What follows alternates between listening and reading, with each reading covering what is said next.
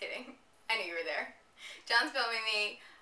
He didn't want to get on camera. He likes to be Mr. Spielberg himself. So I'm on camera, and we're going to talk to you about framing, sort of how to display things in your home that you love. Everybody has things they want to put on the wall, but here's sort of how we've done it in different ways, and hopefully ways that you guys can implement in your own house, because they're easy and cheap, just like us. We're not easy. Just ignore that. Okay. We're going to talk about this arrangement here. It's symmetrical. It's a grid. The key here is that the frames have a relationship with the furniture in the room. You can see that these frames, the baseline of them, is only about a foot above the sofa. A lot of people, when they hang things above their sofa, they go 3 feet above their sofa, and it's very lofty, and it doesn't look warm, and it doesn't really connect to the pieces in the room. Ideally, everything would sort of be one big composition. And the other key here is that we did 3 inches, 3.5 inches, I think, between each frame. So resist the urge to go really wide with everything and spread it out across the whole wall, because when there's only a few inches between them, everything looks connected. So this reads as one display and one arrangement instead of 10 different things on a wall that look busy and sort of chaotic. So that's balanced. Now we're going to look at something a little bit wacky. It's crazy, guys. Here we are. It's wacky. As promised, hold on to your hat. It's an asymmetrical arrangement, and I think a lot of people are afraid to tackle this. It's one of the easier arrangements you do because it's random, and random sometimes is easier than having a grid and making everything line up. What we did here is we took a bunch of our favorite things that sort of don't really have a relationship to each other, but by using white frames, they all of a sudden seem like a family. This map of Richmond has nothing to do with my baby picture, which has nothing to do with John's baby picture, except for the fact that we both have our mouths open. But, you know, we took like a portrait of Burger, butterflies, a picture of John as a baby, just sort of random things. This is an article about how everyone got married on our wedding day. And in putting them in white frames, they suddenly seem like a family of sorts. And instead of framing them in a grid that would be balanced, since there's so many different sizes, we decided to do something asymmetrical and sort of off-kilter and random and fun.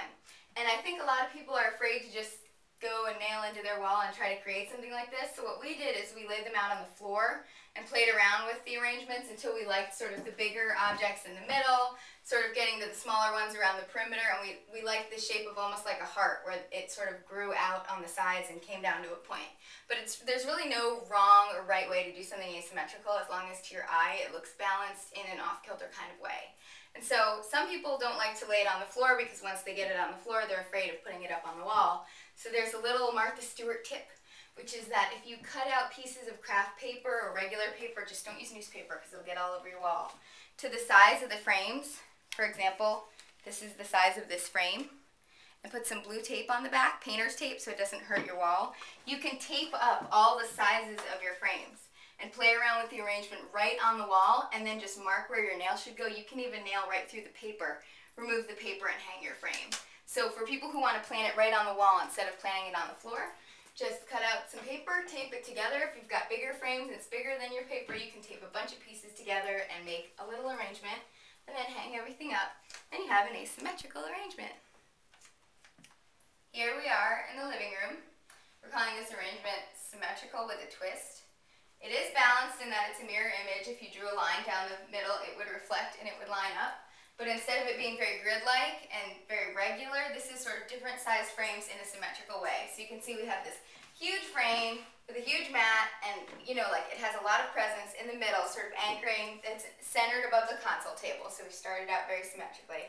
And then we took 2 frames of the same size, 2 other frames of a different size, and then 2 other matching frames. So you can see that what's going on over here is completely reflected over here. And so this arrangement shows you can do something that's a little bit of both. It seems a little bit random because there's different sizes of frames, but it's still very symmetrical and even looking because the placement of the frames is very even on both sides. So that's symmetrical with a twist. Here we are in the dining area, and what we have going on here is leaning art. So it's a completely different concept than hanging things on the wall with nails and measuring them out. Leaning art is really casual, it's really easy, you can switch it out in a moment's notice. What we did here is we had these 3 IKEA shelves, super easy to install, floating shelves. We just used anchors. And then we decided to accentuate the idea that it was a dining room by using dishes and glasses and wine bottles and mugs and any sort of dining room-ish stuff.